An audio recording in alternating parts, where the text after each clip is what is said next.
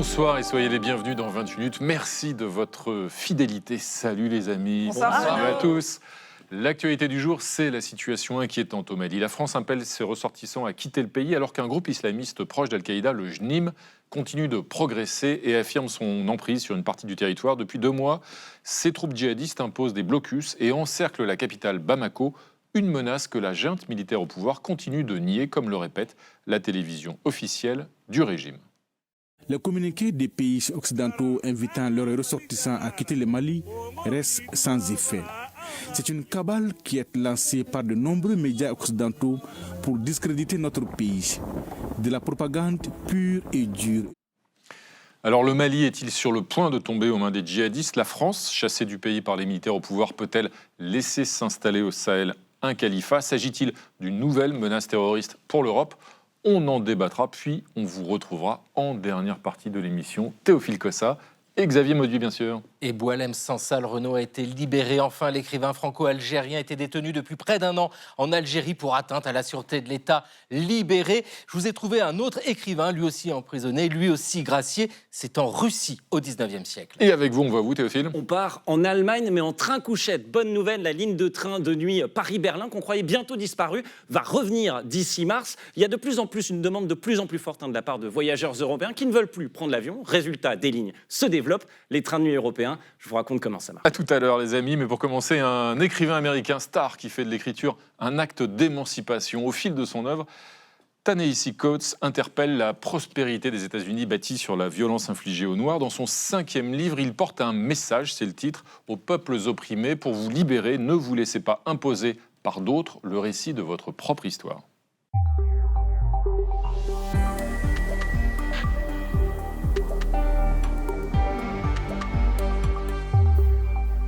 Bonsoir Ta-Nehisi Coates, bienvenue. Laissez-moi vous présenter Anand Ndiaye et Marion Lourd. Bonsoir. Vous êtes écrivain et journaliste américain. Vous publiez votre 5e livre, ce livre Le Message, et vous le commencez, ce message, par une phrase en exergue, une phrase de l'écrivain George Orwell, l'auteur de 1984, qui disait « Les circonstances m'ont contraint à devenir une espèce de pamphlétaire ». Est-ce que vous-même, les circonstances actuelles troublées, aux États-Unis en particulier, mais ailleurs aussi dans le monde, vous conduisent à devenir en quelque sorte un pamphlétaire? Oui. Oui. J'ai commencé par cette citation, parce que je la porte dans mon cœur. Et je suis comme tous les écrivains, j'aime beaucoup les mots, comment ils se forment en phrases, en paragraphes, et quand tous ces mots vous émeuvent, parce qu'en raison de ma négritude et de la force de la suprématie blanche, il n'y a jamais eu une option d'être quelqu'un qui aime les sons des mots, les sons des phrases.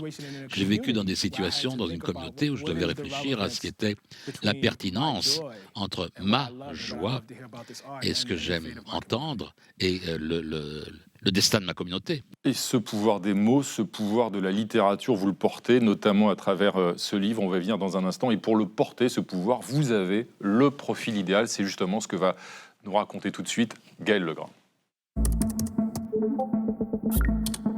Ta-Nehisi Coates, dans le message, vous évoquez les pouvoirs des mots et des récits. Alors la littérature peut-elle modifier le cours de nos existences? Pour répondre à cette question, vous avez le profil idéal. Né en 1975 à Baltimore, vous êtes très vite sensible au phrasé du groupe The Last Poets.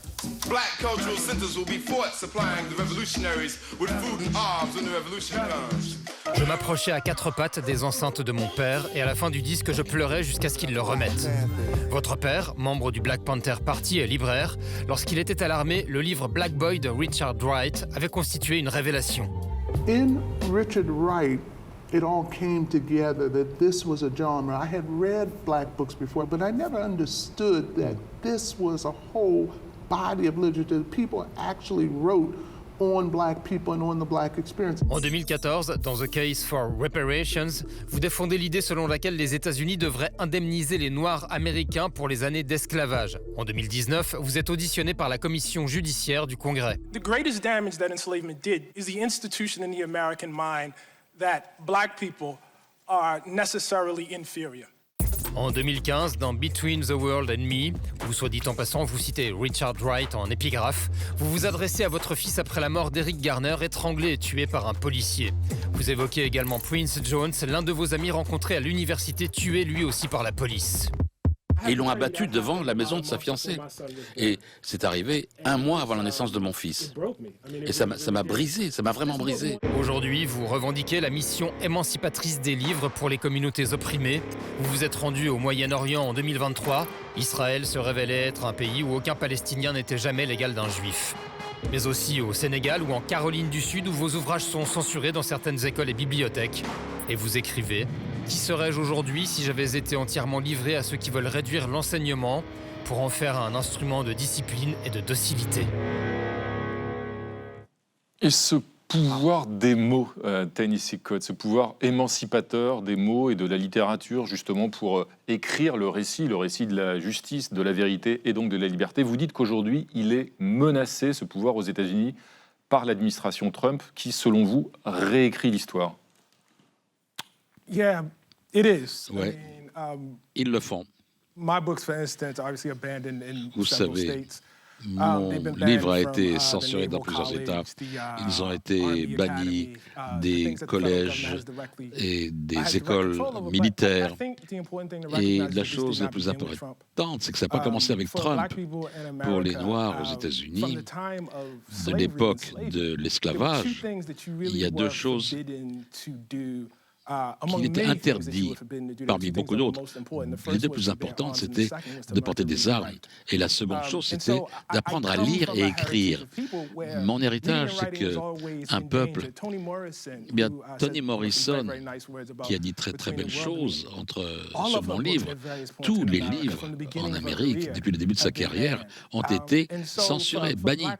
Donc pour les écrivains noirs aux États-Unis, malheureusement, c'est pas quelque chose de nouveau, malheureusement. Et c'est pas simplement Trump. Vous êtes aussi, Ta-Nehisi Coates, auteur de comics, de bandes dessinées. Et Anna, vous avez notamment coécrit la série Black Panther de Marvel. Oui, ça c'était en 2015, il y a 10 ans. Et puis ensuite, vous avez enchaîné avec l'écriture du comics Captain America.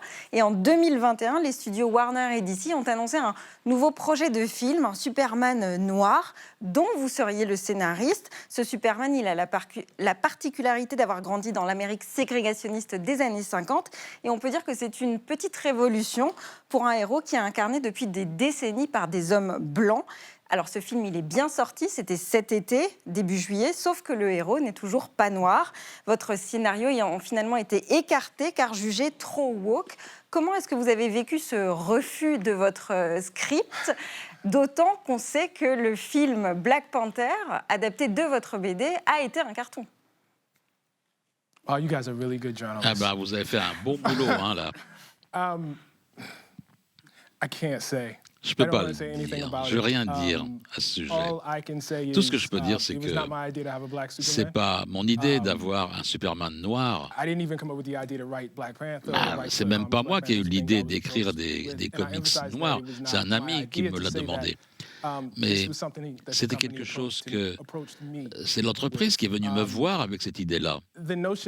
La notion selon laquelle que c'était trop woke, c'est à la société, aux producteurs de répondre à ça, pas à moi, parce que c'est eux qui ont pris les décisions. Moi, j'ai fait ce que j'avais à faire et c'est dans leurs mains, c'est tout. J'essaie d'être très politique, diplomate, mais je ne pense pas avoir fait un très bon boulot là-dedans. Vous avez été déçu ? Wow. Je crois que lorsque vous travaillez sur quelque chose et que ça n'arrive pas, au bout, évidemment, ça vous déçoit. J'étais déçu. Bon, moi, j'ai eu ce contrat pour le faire, mais bon, moi, j'ai fait ce que j'avais à faire, c'est tout. Marion. Alors, tout autre sujet, les États-Unis ont décidé de boycotter le G20 des 22 et 23 novembre en Afrique du Sud parce que, d'après Donald Trump, le pouvoir, Pretoria, mène un génocide sur les fermiers blancs. Est-ce que, finalement, il retourne encore une fois l'histoire et le pouvoir des mots, est-ce qu'il les inverse ? Je crois que c'est tout à fait faux. C'est quand on dit « Make America Great Again », rendre l'Amérique grande à nouveau. C'est une tentative de retourner vers une version passée de ce qu'était l'Amérique, où les Noirs n'avaient pas de pouvoir politique, et même si vous voulez faire revenir les tenants de l'apartheid ou de la ségrégation, eh bien, ce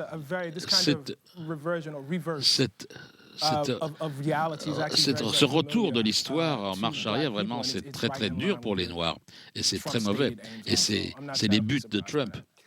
Ta-Nehisi Coates, le message que vous portez dans ce livre, il se décline à travers 3 voyages où justement vous exaltez le pouvoir de la littérature, le pouvoir des mots pour raconter la véritable histoire d'un certain nombre de peuples. Et notamment, il y a ce voyage en Afrique, au Sénégal.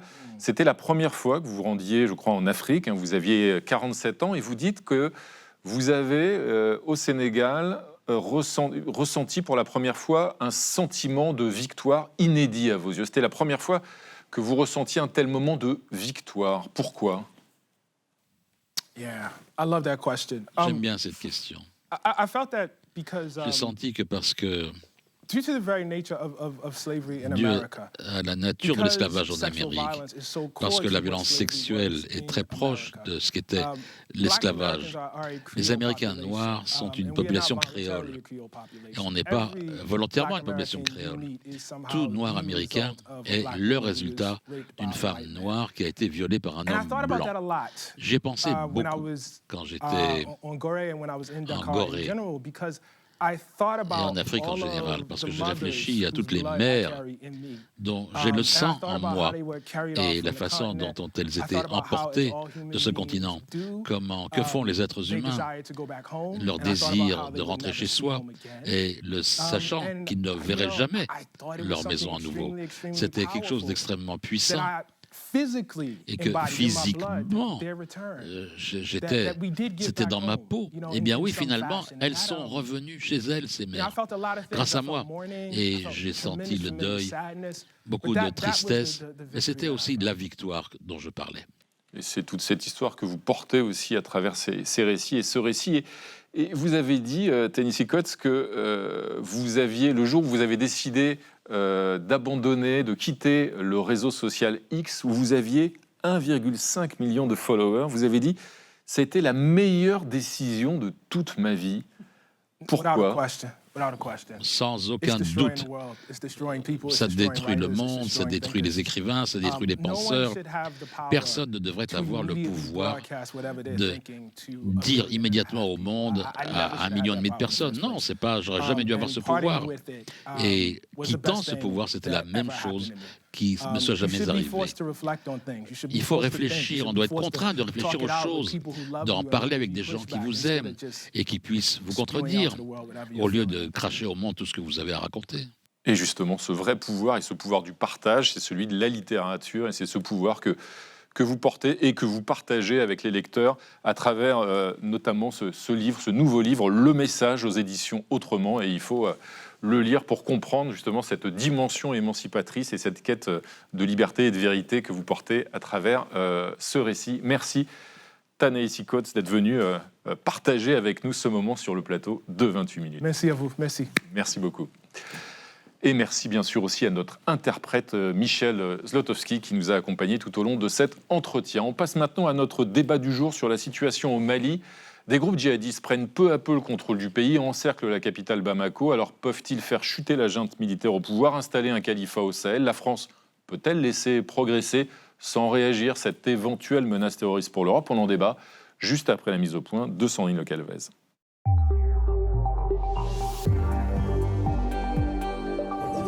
Des colonnes de camions-citernes en feu au Mali. Des djihadistes y mènent des attaques et coupent les routes qui approvisionnent Bamako.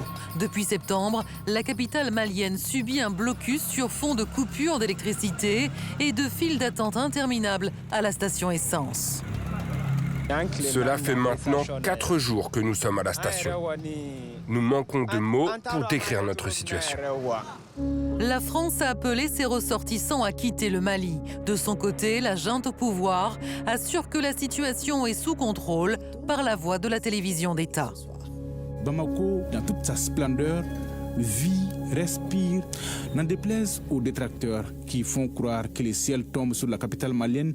C'est une cabale. Dans les faits, les djihadistes principalement issus d'Al-Qaïda progressent du nord vers Bamako au sud. Sur leur passage, ils font régner la terreur.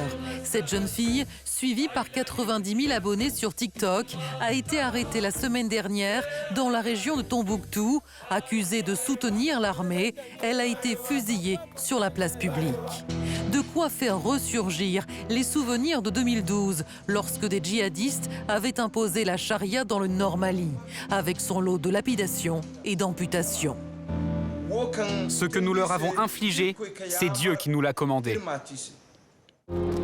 En janvier 2013, le déclenchement de l'opération militaire française Serval a stoppé l'offensive des islamistes vers Bamako.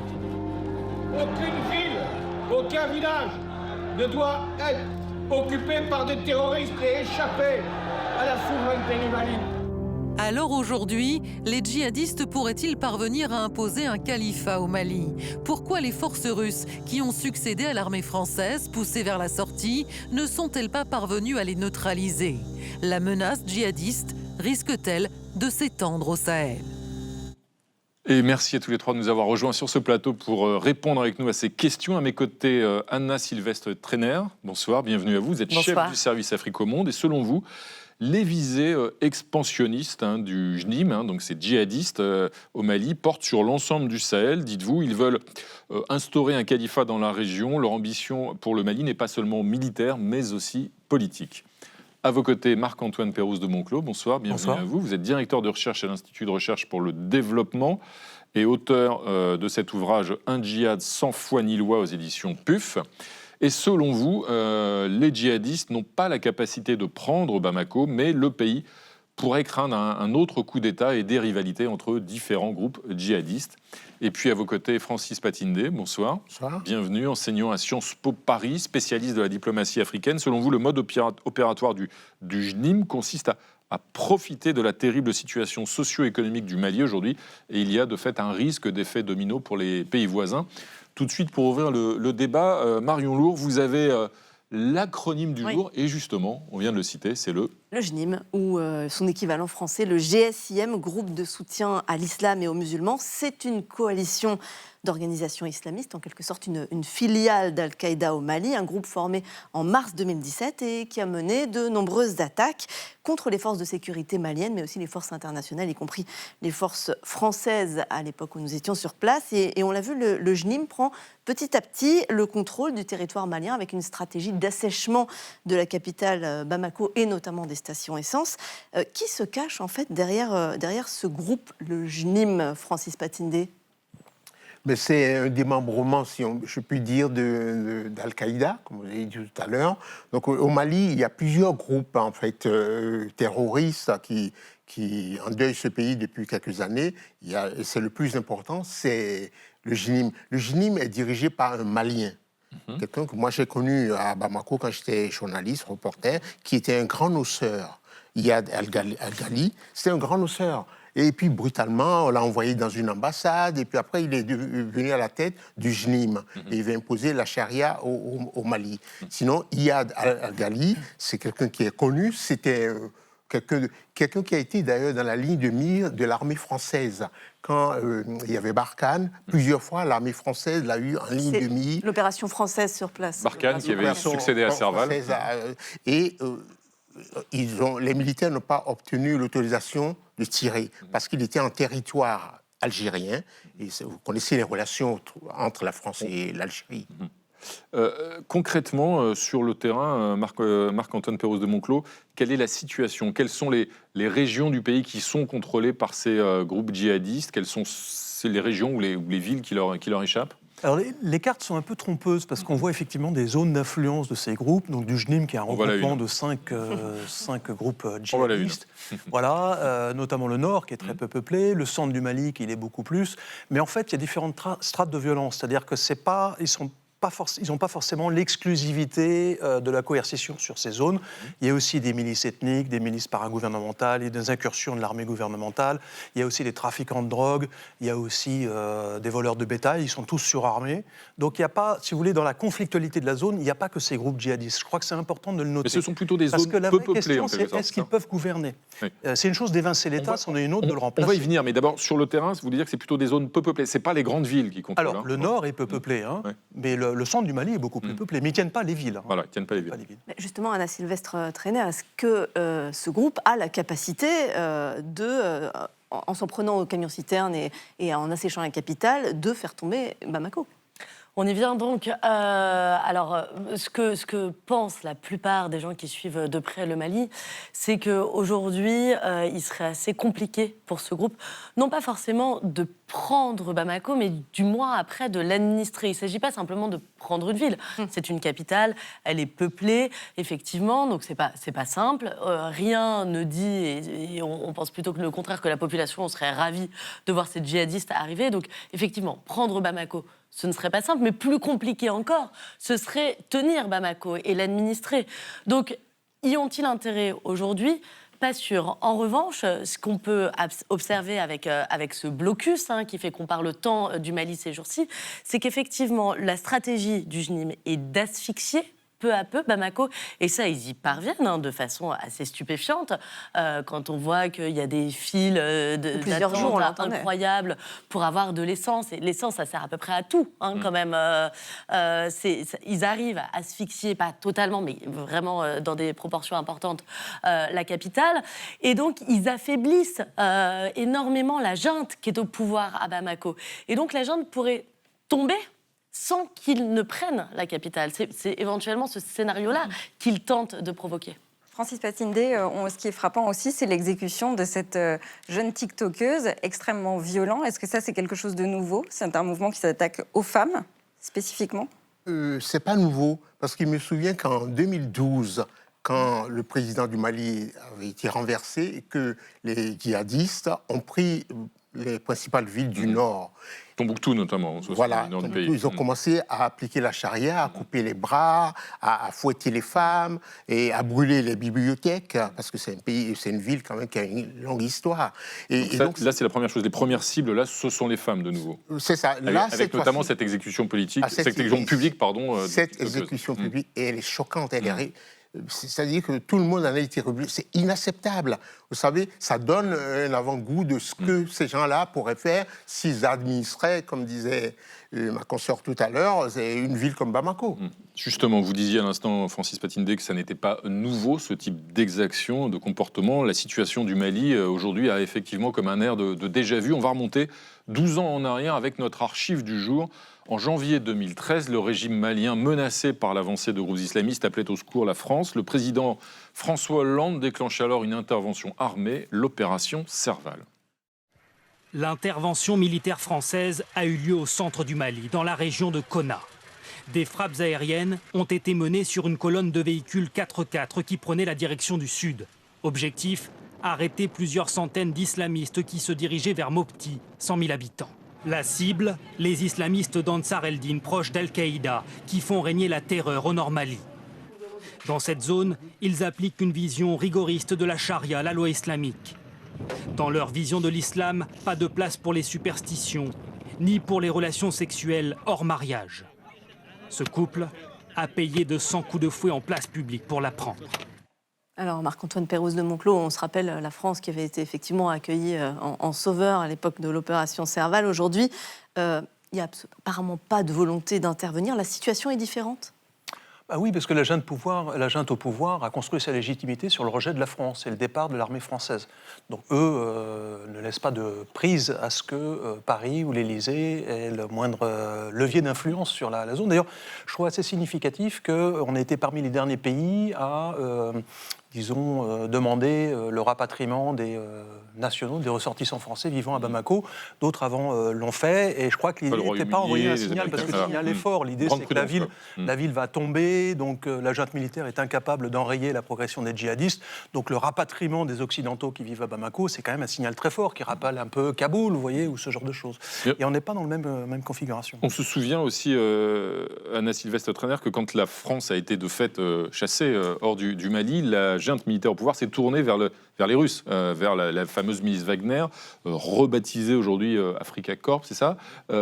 Ces Russes aussi, sur le terrain, n'arrivent pas à repousser les djihadistes. Où sont-ils passés? Les forces sont trop minimes? Alors, force est de constater que non, ils n'y parviennent pas, puisque si on prend ce qui se passe depuis ces dernières années, ces groupes djihadistes ne cessent d'avancer. Il fut un temps où ils tenaient plutôt le nord, ils étaient au nord, et maintenant au centre, au sud, et vraiment à quelques kilomètres de Bamako.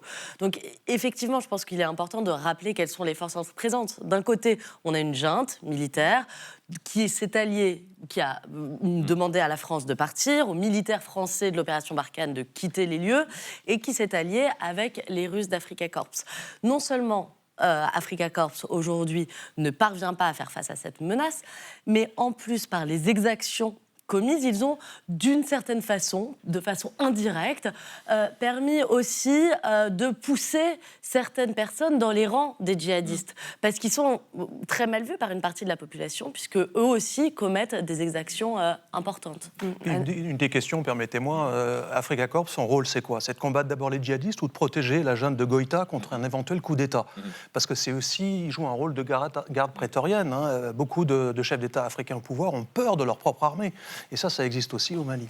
Francis Patindé, on parlait tout à l'heure d'un projet politique. Il l'est réellement, c'est-à-dire le JNIM veut imposer aujourd'hui un califat au Mali et plus largement au Sahel? Moi, je ne crois pas. Je crois que, d'ailleurs, leur mode opératoire va à l'encontre de cela. Ils sont extrêmement mobiles, ils frappent, ils disparaissent, ils frappent, ils encerclent des villes comme Tombouctou, en ce moment où, vous savez, ils empêchent les gens d'entrer et de sortir, ce qui provoque un afflux de réfugiés vers les pays voisins.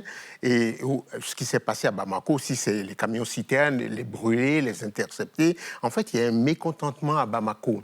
Il y a un mécontentement parce qu'il y a des délestages électriques, ça veut dire des coupures d'électricité. Il y a un mécontentement parce qu'il y a des arriérés de salaire dans la fonction publique. Donc, il y a tout ça, plus une division dans l'armée.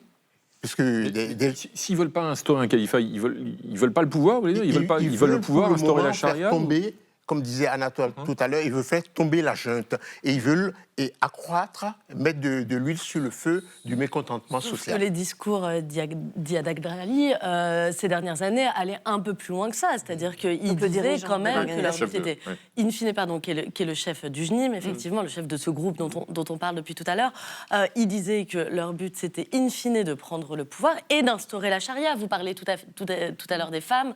On ne va pas faire une mesure de qui sont les plus méchants entre les différents groupes, etc. etc. Mais ce qui est clair, c'est que ce que proclame ce chef de groupe djihadiste, lui, c'est qu'il veut mettre fin à la laïcité qui prévaut aujourd'hui au Mali, qu'il veut instaurer la charia, et ce qu'il fait déjà dans certaines zones qu'il contrôle. Là-dessus, il me semble assez clair. Ils veulent islamiser la gouvernance, que ce soit sous une forme califale, que ce soit une république islamique. Là, par contre, c'est beaucoup moins clair. Et encore une fois, est-ce qu'ils ont la capacité de se substituer à l'État? Ça, c'est pas évident non plus. Avec un risque d'effet domino dans cette région, de aux pays voisins. Le conflit est déjà interconnecté, notamment dans la région des trois frontières, le Liptako-Gourma, qui va aussi empiéter sur le Burkina Faso et la République du Niger, qui sont d'ailleurs trois pays qui ont monté une alliance des États du Sahel. Quand vous dites interconnecté, c'est-à-dire que ce sont différents groupes dans ces différents pays qu'on voit à l'écran qui collaborent, qui coopèrent, les mêmes groupes qui sillonnent avec un rival dont on parle peu, c'est l'État islamique au Sahel, mais qui a aussi un rôle important contre le JNIM. C'est un peu ce qui sauve Bamako pour l'instant, c'est-à-dire que les groupes djihadistes se font aussi la guerre entre eux. Donc c'est autant de combats qui permettent à l'armée malienne de vaquer à ses occupations. Anna Sylvestre-Trainer, c'est-à-dire qu'il y a une espèce de concurrence entre deux organisations islamistes? Entre ces deux organisations, Daesh, oui, il y a une l'État concurrence. Il y a non seulement une concurrence, mais il y a des combats. Enfin, je veux dire, il y a des morts et parfois ça les désolée de le dire comme ça, mais ça les occupe plus que le combat contre les pouvoirs centraux. Donc effectivement, on se rend compte aussi que les avancées du JNIM, par exemple, vers Bamako, c'est aussi quand la menace de l'État islamique est moins importante à ce moment-là. Enfin voilà, effectivement, il y a une concurrence entre ces groupes-là.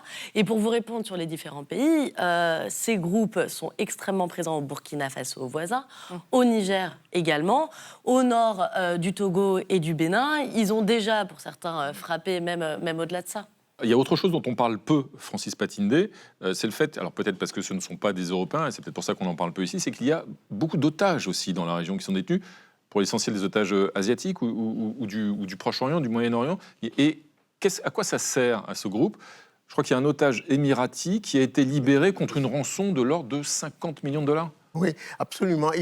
On parle beaucoup des otages étrangers. Bon, mais les premiers otages de ces groupes, ce sont les Maliens, évidemment, qui payent le lourd tribut au djihadisme. Il y a des milliers de morts depuis. Je vous ai parlé de 300 000 réfugiés en Mauritanie voisine. Donc, en fait, c'est les Maliens qui sont les premières victimes. Et ensuite, bon, il y a des otages par-ci et là, des Occidentaux, des Chinois, et donc ce monsieur qu'on a libéré récemment contre un joli pactole. Mais la libération des otages ne date pas de maintenant. Il y a eu même des Français qui ont été libérés. Il y a un marché, en tout cas, ça rapporte de l'argent à ce groupe. Ça rapporte de l'argent, quel que soit le pays, en dépit des dénégations des pays occidentaux. Et puis, il y a un pays dans la région, qui est un pays d'ailleurs voisin du Mali, dont on parle beaucoup et dont le rôle interroge, c'est l'Algérie, Anna. Et entre le Mali et l'Algérie, les relations sont au plus bas. Oui, tout à fait. Fin septembre, le Premier ministre malien et le ministre des Affaires étrangères algérien se sont écharpés à la tribune de l'ONU, le Mali reprochant à l'Algérie, je cite, d'être un exportateur de terrorisme. Alors en réalité, cette séquence est la dernière d'une longue série qui dure depuis déjà plusieurs années. Les deux pays, vous allez le voir, qui partagent 1300 km de frontières, ont des visions très différentes, notamment sur la gestion des forces rebelles indépendantistes Touareg, le FLA, Front de libération de l'Azawad, qu'on voit ici en pointillé sur cette carte, et qui sont postés au nord du Mali. Alger considère qu'ils sont des acteurs politiques avec qui il faut négocier, alors que Bamako les considère comme des terroristes qu'il faut combattre au même titre que le JNIM. Elle accuse même l'Algérie de soutenir et d'accueillir sur son sol certains dirigeants du FLA, d'éventuels terroristes du JNIM, je vais y arriver, d'éventuels terroristes du JNIM, et un imam malien, un fervent opposant à la junte au pouvoir. Et pour toutes ces raisons, Bamako a enterré l'année dernière l'accord de paix qui avait été signé en 2015 avec le FLA, sous l'égide de l'Algérie. Du côté d'Alger, en revanche, l'unique responsable de la déstabilisation de la région, c'est la junte malienne au pouvoir. Et les accusations à l'ONU ne servent, je cite, qu'à masquer leurs échecs et leurs défaillances. Marc-Antoine Pérouse de Monclos, quel est vraiment le rôle de l'Algérie ici ? Et est-ce que ces accusations d'exporter le terrorisme, elles sont fondées selon vous ?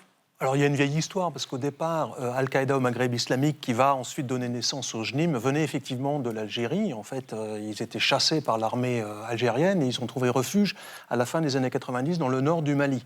De la même manière que le FLN, pendant la guerre d'Algérie, avait aussi ses bases dans le nord du Mali. Donc il y a une vieille histoire. Maintenant, le JNIM d'aujourd'hui n'a plus rien à voir avec le GSPC algérien d'autrefois. Là, les combattants sont des autochtones, des Maliens, des Touaregs, mais aussi des Songhai. Ça dépasse très largement la problématique du séparatisme touareg.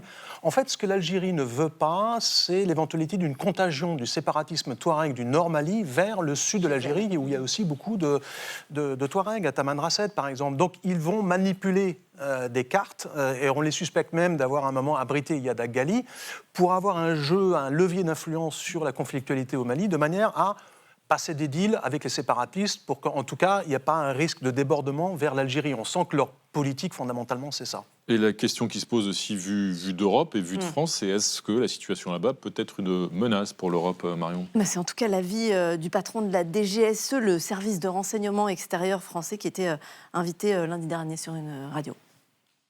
D'abord, l'Afrique aujourd'hui, lorsqu'on le regarde, et singulièrement le Sahel, mais on se focalise nous sur le Sahel parce que c'est là que nous avons nos intérêts, y compris historiques.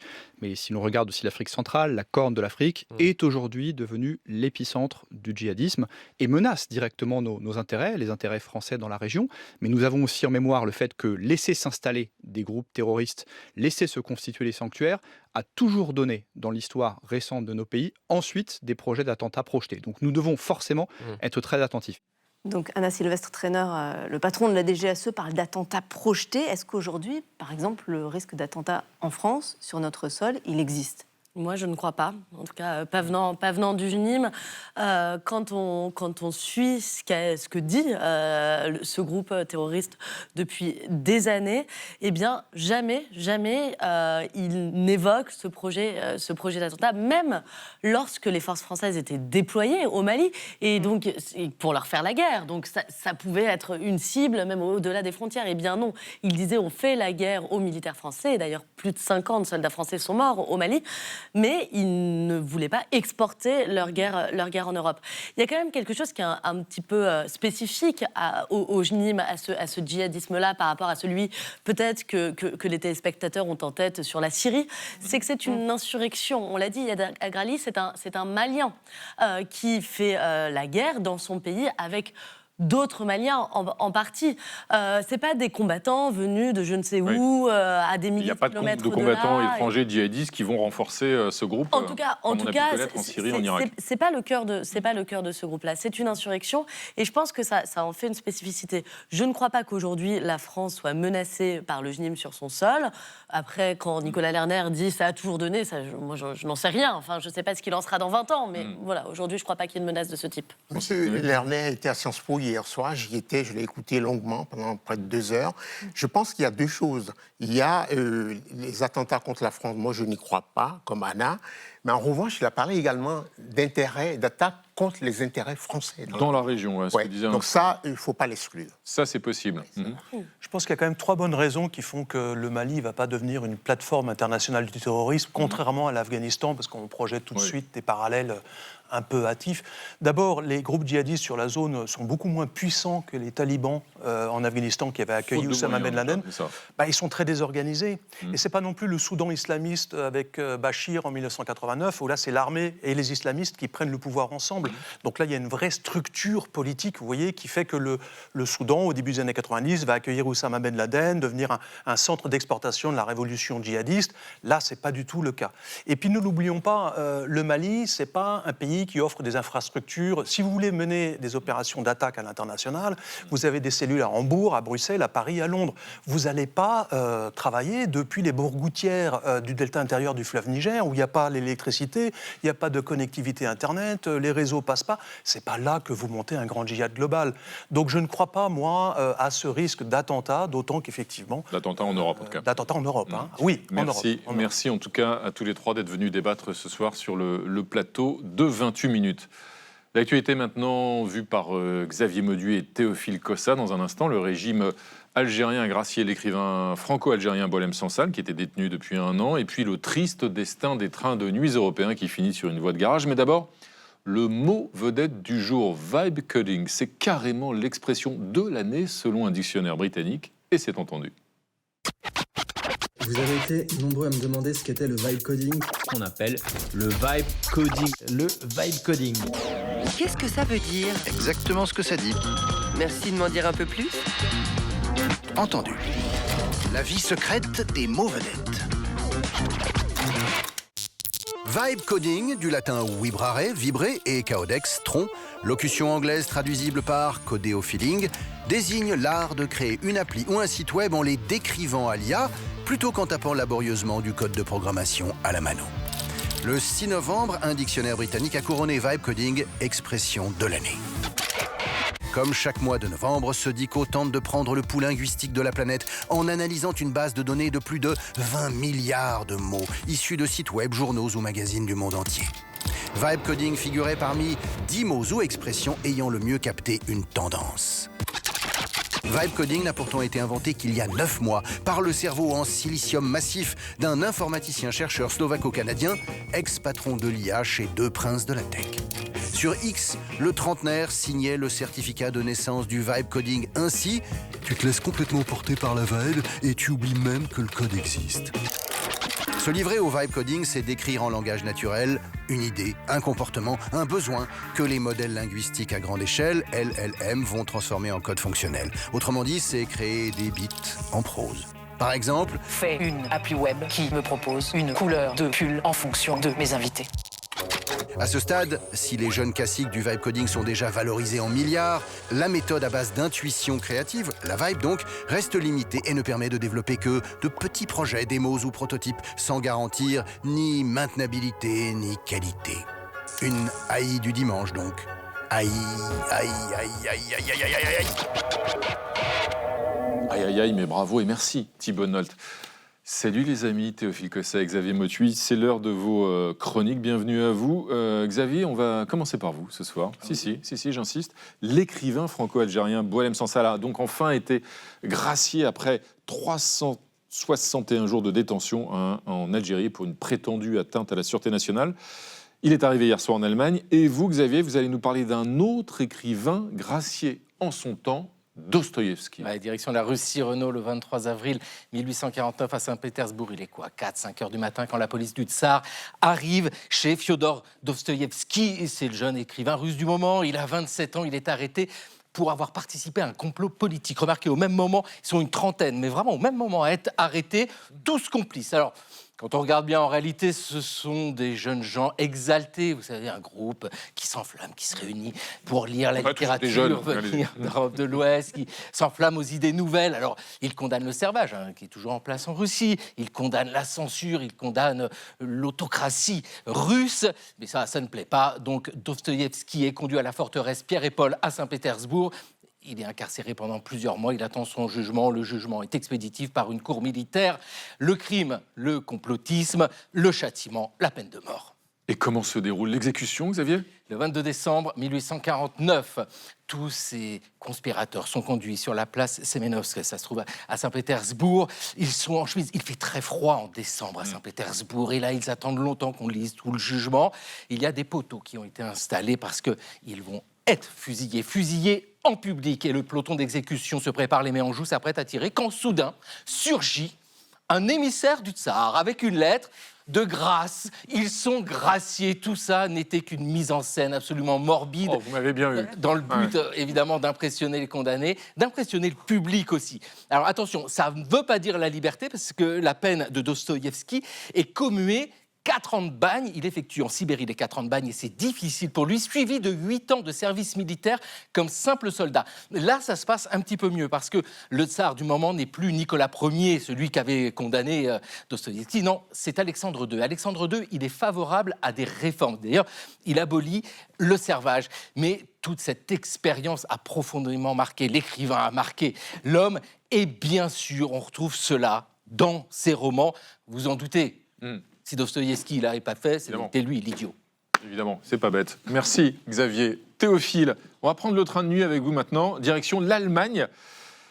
On le croyait bientôt disparu, mais non, il revient donc entre Paris et Berlin, ce train de nuit. Les trains de nuit en Europe, mais au fait, comment ça marche ? Oui, on est tous nostalgiques du train de nuit. Peut-être que vous le preniez quand vous étiez petit pour partir en vacances, c'était magique. On s'endormait comme ça et puis on se réveillait dans un autre paysage, voire dans un autre pays, quelque chose de fabuleux. Dans les années 80, comme ça, depuis Paris, on pouvait relier Berlin, Vienne, Madrid, Rome, Venise, et j'en parle. Et puis, vous connaissez la suite, le développement du TGV, des vols low cost, la fin des trains de nuit transfrontaliers. Mais oui, mais il y a 2 ans, le retour de l'espoir, des liaisons sont relancées entre Paris-Berlin et Paris-Vienne, co-géré par la SNCF, de quoi ravir les nostalgiques, sauf que fin septembre, douche froide, on apprend l'arrêt des liaisons, la SNCF se désengage, elle dit en gros, sans subvention, c'est pas rentable, incompréhensible surtout en ce moment où on cherche à moins prendre l'avion, mais bonne nouvelle, la ligne de train de nuit Paris-Berlin va revenir en mars 2026, reprise par la coopérative ferroviaire belgeo-néerlandaise